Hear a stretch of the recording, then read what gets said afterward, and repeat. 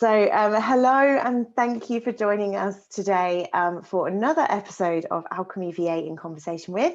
My name is Suzy Sanders and I'm the founder of Alchemy Virtual Assistants, and I have got the wonderful Ed with me today, Ed Purnell, and we connected on the internet, which is not as seedy as it sounds, very recently. I think it was in a franchising Facebook group, wasn't it? We kind of first got into contact. And we've enjoyed quite a few conversations, and I'm really, really excited that we can have this conversation today. So thank you so much for giving us your time, Ed. No problems. It's a pleasure to be here. Thank you very much for inviting me on, Suzy. And you're right. Yes, we met in the Franchise Mastermind group on Facebook, and just haven't stopped talking since then, really, have we? I know. I know we've joked about this because you very kindly invited me onto your podcast recently, and I think we ended up talking a lot longer than we anticipated. So I promised myself that I will not go off on too many tangents today. But please, can you take a moment to tell us a little bit more about you and your work and what you do? I think that would be really helpful. Yeah, sure. So I'm Ed Purnell, and I work with Expense Reduction Analysts as their Franchise Recruitment Manager for EMEA. I also host a podcast called The Disenfranchised. Have a website called thefranchise.com, which is all about promoting the franchising industry and why it should be an option for everybody. So that's pretty much it, really. I'm just spreading the word on franchising, whether it's for a particular brand or for everybody. Oh, amazing. Thank you. And I love that. And I think that's why we connected as well, because I think I had, well, I've been honest with you, haven't I? I had very big misconceptions and some pretty dodgy beliefs about what franchising is before I entered the industry. And I think that's why we connected, because I don't think my story is quite dissimilar, and I'm passionate about spreading franchising as an option to everyone. I love that. So thank you. And I'm really, really interested to see where this conversation goes. But we normally follow a loose format of kind of bouncing around in time and reflecting on where we've been and where we're going and where we are. So if I know we're recording this in the spring now, and it feels like hope is lifting, the lockdown is unpicking slowly and steadily. So what was life like for you and your work like a year ago? Let's flash back in time. Can you remember? Share with us some insights into your world. Yeah, sure. So I guess I'm going to go even further back, if that's okay, just Yes, to set the please scene for a do. year ago. Yeah. So, wow. So in my career, basically, I've gone from being leaving school probably a bit too early and putting up marquees for 8 years, so manual labourer for a long time. Then realised I needed to do something a bit better with my life, or something more with my brain at that time. There was no progression for me. So I ended up moving into recruitment.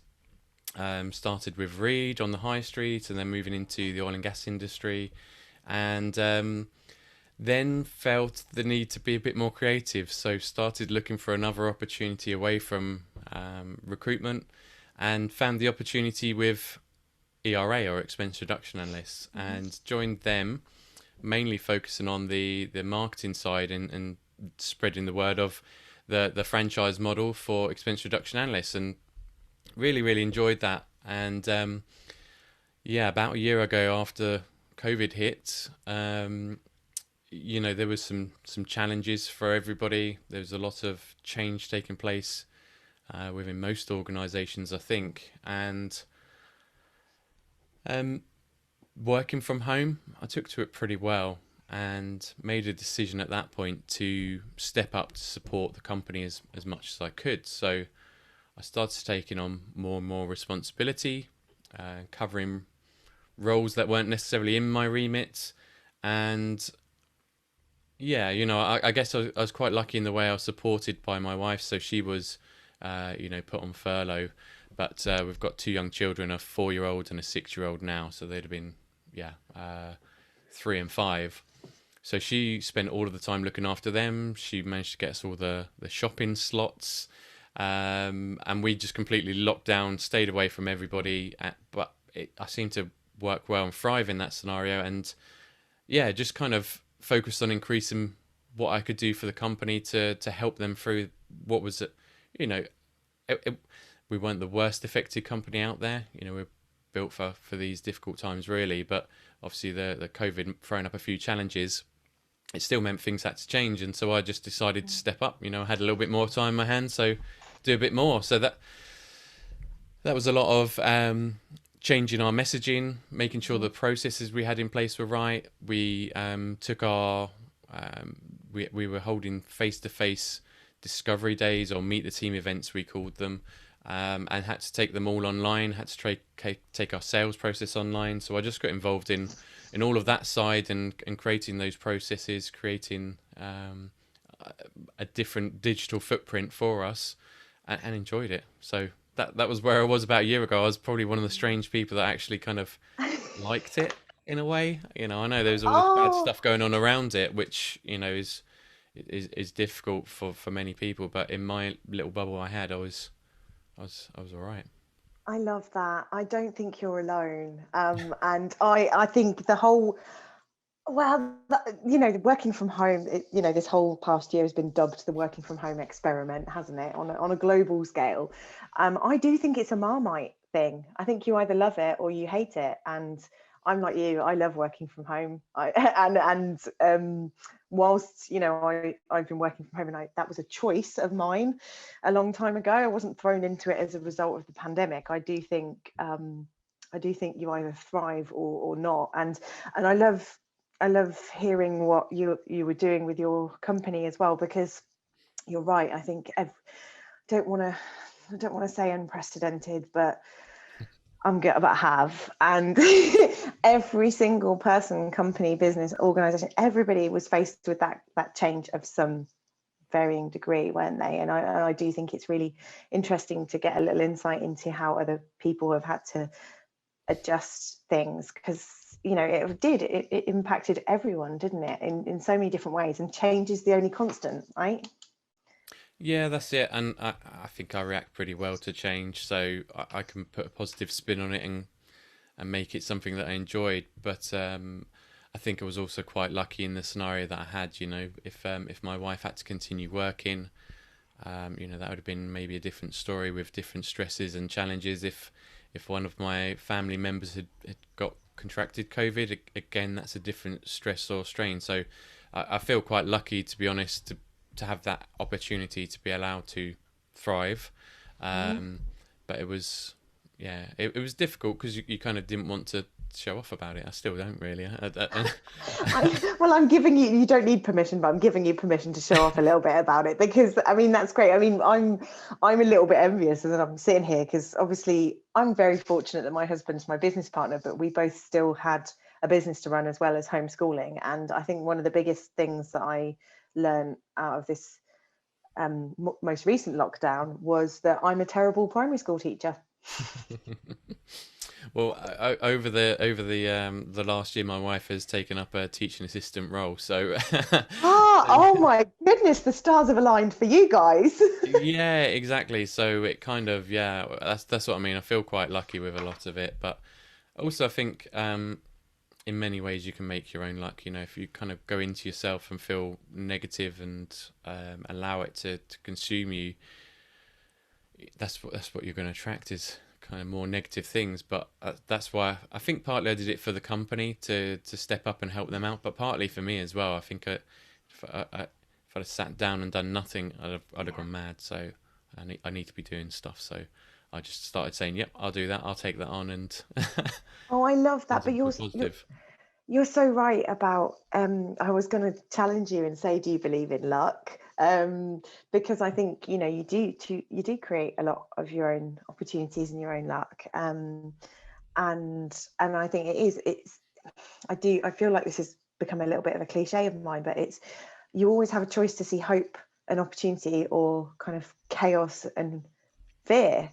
And and you're right, if you're kind of sitting in a fearful state, you're going to be more open to experiencing those fearful situations, aren't you, as opposed to putting your positive pants on. Yeah, um and I don't even think it's being optimistic or pessimistic, because I'm actually fairly pessimistic about the COVID situation compared to other people who seem to think it'd be over in 3 months. And I was like, I think this is, I think this is years. And and even now we've still got more ahead of us, I think. So Yeah. I described it to someone else the other day. I'm probably the most optimistic pessimist out there, or the other way around.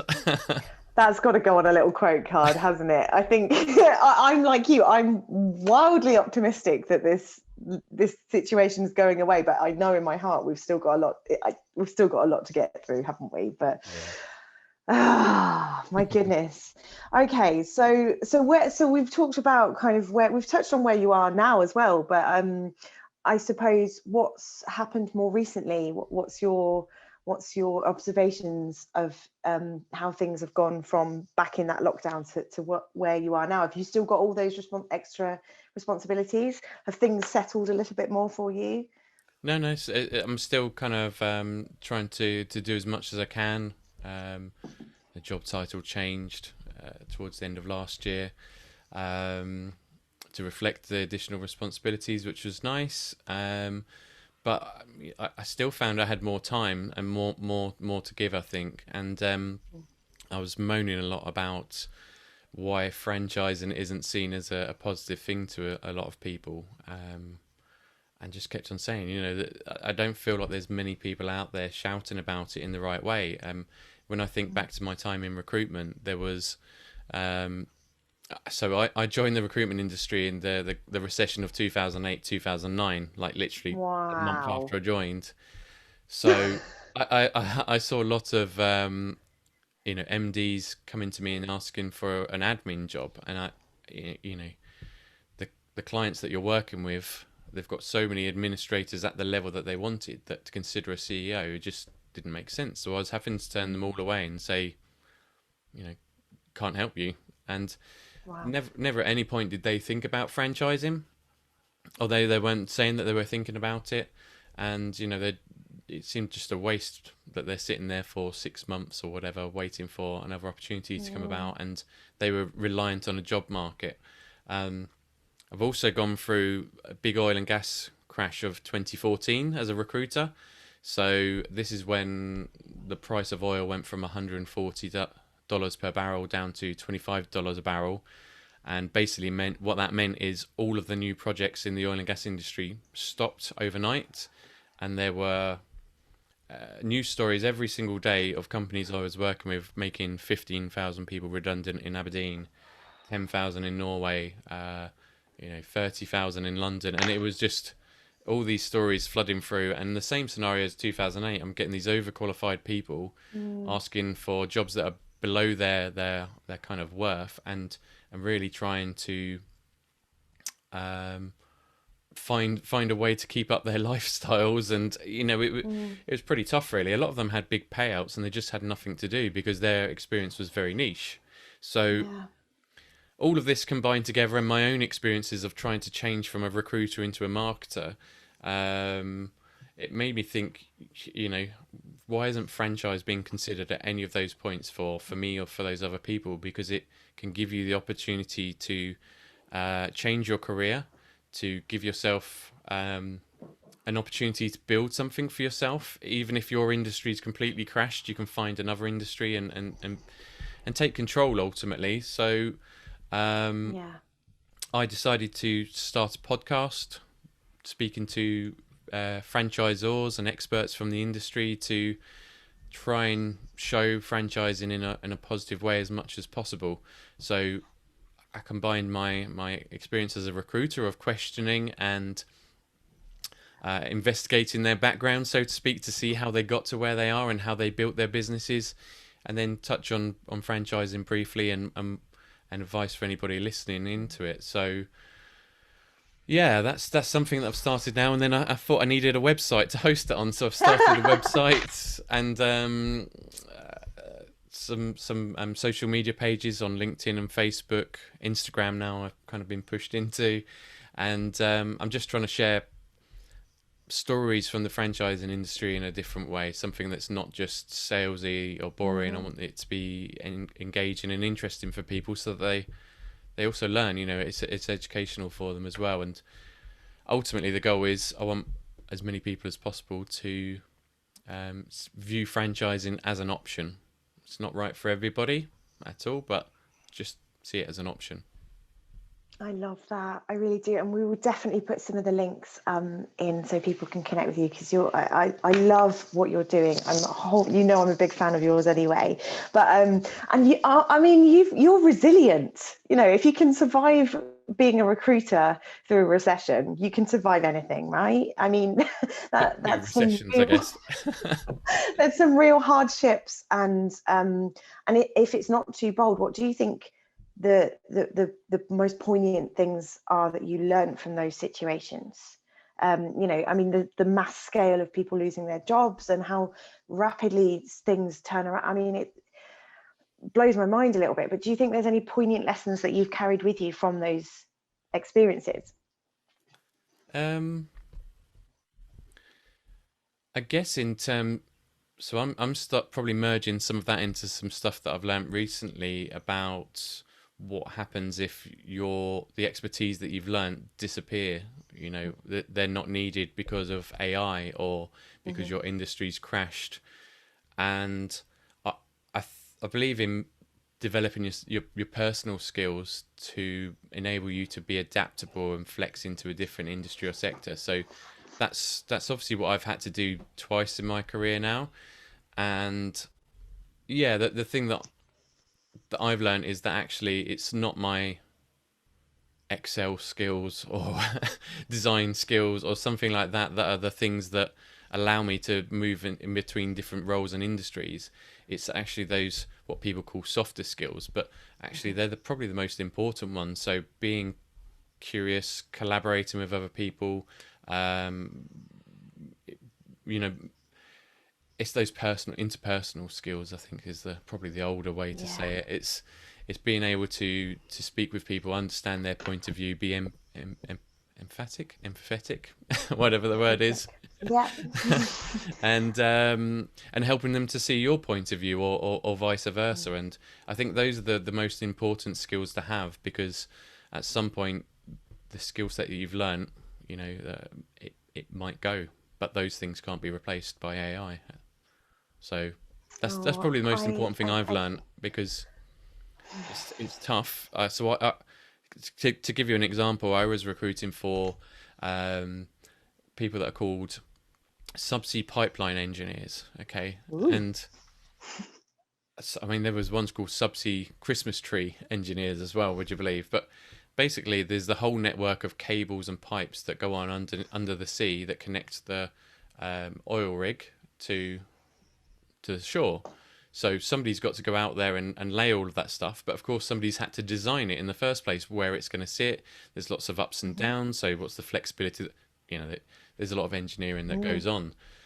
So if that's your skill set, when nobody's building offshore rigs and they don't need any subsea cables to be laid, what do? Like, there's no other industry that compares, really. That's buoyant at the same time. So it must be really difficult for those people trying to think, well, what do I do now? So I would say look at all of your options. Think of the I'm going to put it in inverted commas, the softer skills that you have, and how can you leverage those rather than your ability to calculate the angle of a pipe to go over a bump. I mean, that blows my mind. That's an incredibly niche skill set. But I like that you put soft skills in inverted, because it doesn't feel like the right term to me. I wholeheartedly agree with you. I think mindset and and emotional intelligence, I think, are far more powerful. But I don't know if soft skills sits as the right term for me, but that's kind of what it is, isn't it? Yeah, I don't know what you call them nowadays, but I think they're even more important in today's world where everything's digital, right? So we're not sitting here face to face; we're doing it digitally. So, yeah, it's quite difficult, I think. But if people can hone those skills, improve them, maybe with the spare time where they're not commuting, I think that's the best thing to do, because everybody wants to feel more connected, because we're sitting at home on our own or or not as connected as we used to be. So if you can be the person that people want to talk to, that's going to set you up in business. Absolutely. And just jumping back to kind of your thoughts and your kind of mission for the franchise industry to be seen, franchising to be seen as an option, and for everybody. So, big question: why do you think it's not? I've got a few ideas, but Sorry, I'm probably putting you on the spot a little bit here, but I think from my perspective, I did have misconceptions about what franchising was and what I have educated myself on and what we've been through as a business. But where do those misconceptions come from? Like, why do you think some people don't consider it as an option? Is it an awareness? Is it a knowledge thing? Is it a bad experience thing? Or do you think there are any key themes there? I think it's an awareness thing is first and foremost the issue, but also when people have a bad experience, like if you go to a restaurant, you go straight on, give a bad review and complain on social media and things like that. Well, not everybody, but some people do anyway. Yeah. If you've had a good experience, you kind of, oh, that was nice, we'll go back there next week and maybe tell a friend, but you don't take to online. Mm-hmm. I think the same thing has happened in the franchising industry, that maybe there has been some bad experiences, so people put that out there, shout about it. But these business owners, these franchisors, especially the smaller organizations, don't like to shout about their successes all the time. So if nobody else is, it doesn't really, that voice doesn't get heard as much as it should do. And I'm not saying that everybody should be sitting there going, "Yay, look how great we are," and pat us on the back. You can put those positive messages out in the right way. But I just don't think the industry has felt comfortable in doing that itself, because you've got a business already that you need to run, right? So, there's accountancy firms out there. Their main focus, number one, is to deliver the service. The franchising side and spreading the message is not their key focus. So it doesn't happen as much. So then what happens, I think, is the bigger brands. And I'm not going to name any of them because I don't think any of them are terrible, but there are big brands out there. They're the ones that people have become familiar with, and you don't see the owner on a day-to-day basis maybe, so you kind of feel like, okay, this is just a big corporate company and all the money's just being sucked up by one guy at the top somewhere or something like this. And so that's where all those kind of misconceptions come from, is people think it's just this big corporate monster. They don't realise that actually the person who owns your local restaurant, drive-through, whatever it may be, or kids club, they're actually a local person who is owning their own business, paying their own mortgages, having their own problems. The only difference is they've been given support by somebody else who's done it first. And that's it for me. So that's why I think there's those misconceptions. That's why I want to be the person who's going out there trying to educate people without having an ulterior motive, really. Oh yeah, and you put that so eloquently as well, because I think that was, I'll put my hands up. I think that was one of my first impressions when franchising first came onto our radar. I was like, well, no, that's like big corporate brands, like that's not. But actually, once we started dipping our toe, I realised just how, we're a relatively young franchise business, but how many, the scale. Yes, you've got the big McDonald's, and I think I can say that they're not going to sue me, are they? You've got those big global franchises that people recognise and know, but then there's so many smaller, more dynamic franchises as well. And it kind of blew my mind. I'm a little bit embarrassed as to how ignorant and narrow-minded I was when I started looking at it. And now I share your passions, because it's you're right. You're getting support from someone who's been there and done it before and been successful. So why would that be viewed as a negative thing? Yeah. I mean, I'd like to share a story of because I didn't know of half these brands, and there's dog walking franchises, there's accountancy, consultancy, coaching franchises, all in the white collar space. White collar for the dog walking, obviously not, but some sort of collar. Well, maybe.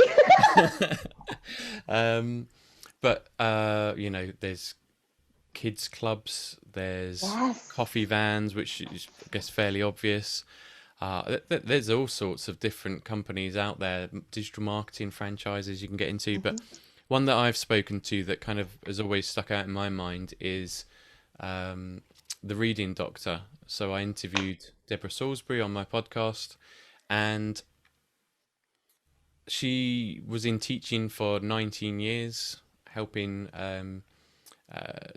students with special educational needs, and decided one day that the school that she'd been at for a long period of time wasn't going in the right direction that she wanted to support these students. So she's set up on her own.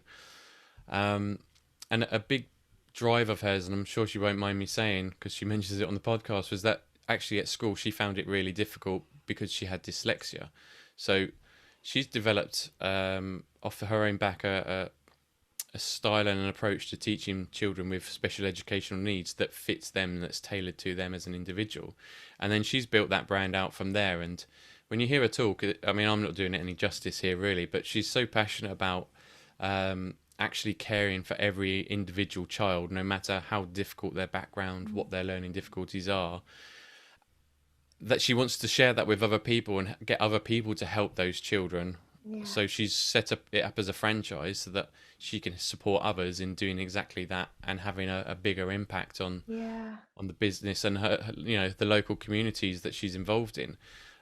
That's not a big corporate monster who's sucking up all the money and taking the mickey. It's somebody who's got a real passion and drive behind why she's building out the business the way she is. I mean, sure, there's a financial element to it as well. There has to be in any business, right? But at least there's some real values behind it, I guess, as to why. So when I think of franchising now, I think more of her as opposed to maybe there are some companies out there that are like that. It'd be silly to pretend that there isn't, but they're not all corporate monsters.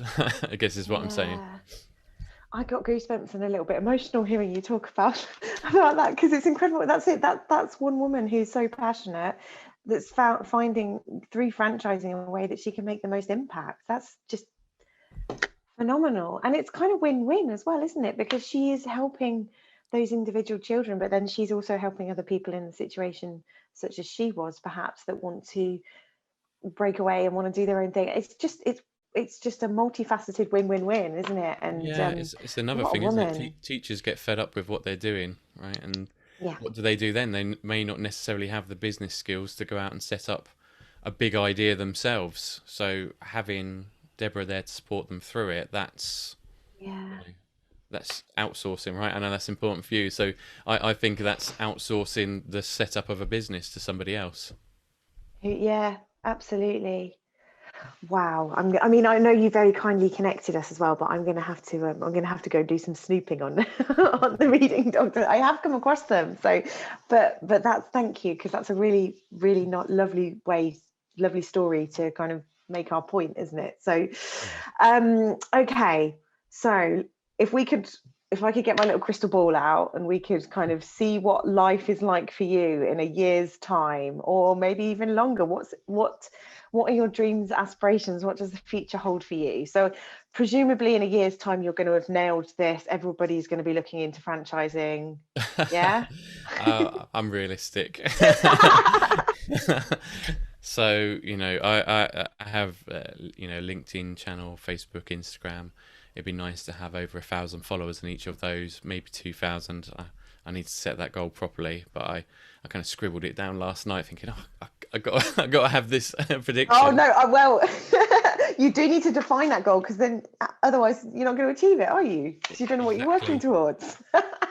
20 times more listeners for each episode on the podcast. And then it sounds a bit soppy now, but like 52 more friends from the franchising industry who I've interviewed on the podcast. So I love that. That's not soppy at all, because I was very honoured that you asked me to come and talk to you for your podcast as well. And I'm very aware that I was a little bit fluffy and a bit soppy, I think, when we were speaking.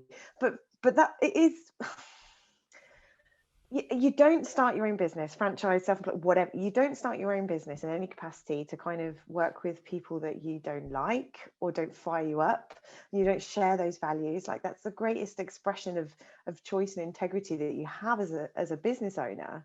So what, forging those, I'm all about the meaningful relationships, but forging those friendships, that's really important. So I think I'm really glad you've mentioned that, to have that as an output from your work. I think that's franchise friends. Oh, maybe that's an idea for a group. Yeah, like posts. Yeah, I don't know.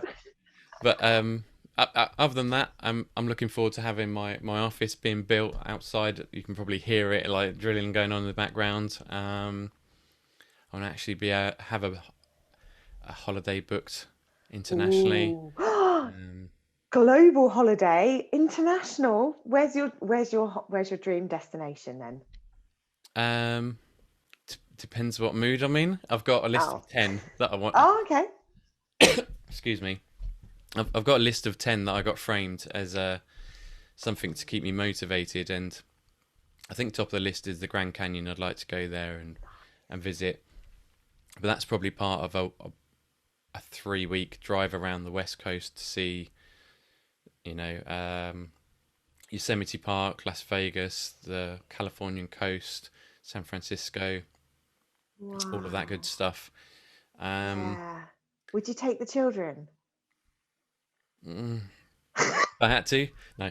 They're not going to see this, right? I think I'd like to. Yeah, for something like that, I think it'd be really good for them. But like I say, it depends. Like when I go to book something, I might actually rather go somewhere I really want to go to is Italy, Rome. I've always loved learning about the Romans and the Greeks, and I love Italian and Greek food. So I've done a lot of Greece, but not any of Italy yet. So that's on the list. And then going to sort of more stranger places, perhaps in Ethiopia, I'd quite like to go to. Colombia, Peru, Bolivia. Yeah, so I could go on forever. Oh, well, thank you for sharing. And I love that you have your dream destinations framed, visible, right? That's a great motivation. I love that. I have I'm not going to share them because they're, I've scribbled all over them, but I have my goals for this year written down here. So I cannot avoid seeing them. And I do not leave I do not leave my office until I've looked at them at the end of the day and gone, have I actually taken steps to achieve them today? And if I haven't, I do not allow myself to leave.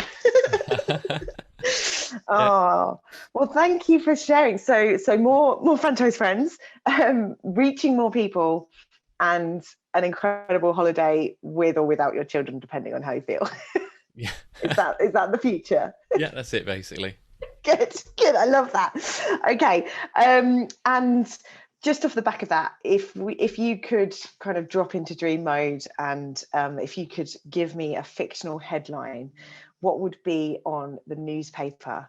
What would be all over the newspapers this time next year? If you could have, like, anything, there's no limitations here. It could be personal, it could be specific to franchising, or anything.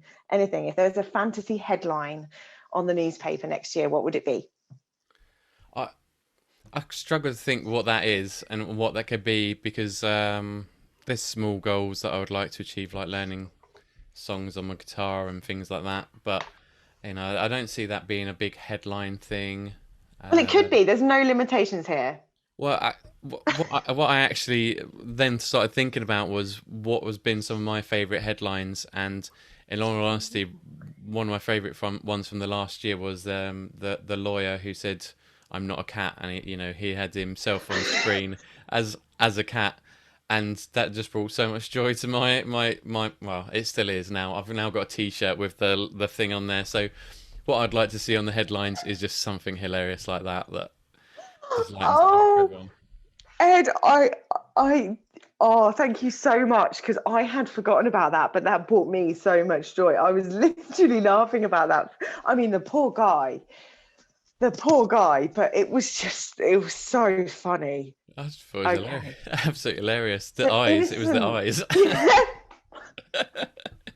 And I do remember he tried to sell his assistant down the river, I think, didn't he? He was like, oh, my I think assistant's so. trying to sort it out. I'm like, oh, well, you can't blame me. And then it was his kids as well. Yeah. Oh, my kids must. Yeah. I Oh, think that actually captured the mood of everyone. yeah. It was great. And that and Jackie Weaver. I don't know if you saw the Jackie Weaver one. That was great. Oh, I don't know if I did. Oh, okay. So it was a council meeting and for a parish council, and Jackie Weaver had set up the meeting, and the chairman decided that she shouldn't have done that, so started talking to her, and there was obviously some previous beef because Jackie Weaver, hopefully you're going to behave this time round. And she put her argument across, and then the chairman started shouting, "You, Jackie Weaver, you have no authority here, Jackie Weaver." So she booted him out of the meeting, which then upset other people in the meeting, and they started shouting laws at her and stropping off, and then she was booting them out, and then there was one guy who was nothing to do with it all. He just kept coming up on screen laughing his head off at it all, and he got booted. It was just brilliant. You should check it out. Yeah, you have no I would authority, definitely Jackie have Weaver. to. I would definitely have to check that out. I mean, that it's been pretty bleak in many ways, this whole pandemic experience, hasn't it? But one of the things that has kept me going is definitely people's senses of humor and these types of situations. I mean, some of the memes that were going around, and there was, I think it was Christmas time. There was the now that's what I call COVID or something, and somebody had done. Yeah, that was good, Oh, and wasn't I it? mean, it's not funny, is it? But but it was genius. Okay, I think as so human we don't beings, you have care to. what's on the headlines. Sorry. Sorry. I was going to say we don't care what's on the headline as long as it's humorous. And yeah, you were going to summarize it beautifully for me then. So as human beings, we have to look for the positive and take our humor with us, right? Yeah, I guess it goes back to I was saying at the beginning. I guess is you can let things impact you in a negative way, or you can try and find the positives out there, and those stories were some of the positives for me that I took out of it. So yeah, I think it's important as humans to do that. I agree, and I love that you have a what's it? Is it? I'm not a cat. Is it just the words, or is what's on the t-shirt? I might be able to grab it if I could see it. Oh, if you can, I'll be forever grateful. But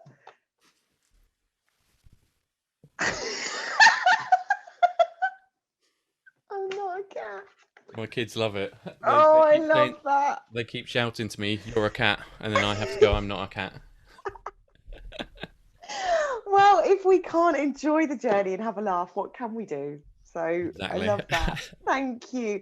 Well, I really, really appreciate you spending some time with me today, and I think it's been a really useful, interesting conversation. How are people best to connect with you? What's the best way to reach you? I spend a lot of time on LinkedIn, so that's probably a good place to start. But you can find my website, thefranchise.com. On there, we'll have the Disenfranchised podcast, or look for the Disenfranchised anywhere on Spotify, Apple, places like that. So yeah, Amazing. Thank you. And we'll make sure we can pop some links in as well. And I really appreciate you giving us your time today. So thank you so much. no problem. I've really enjoyed it. Thanks so much, Suzy. All right. Take care, Ed. Take care. Bye.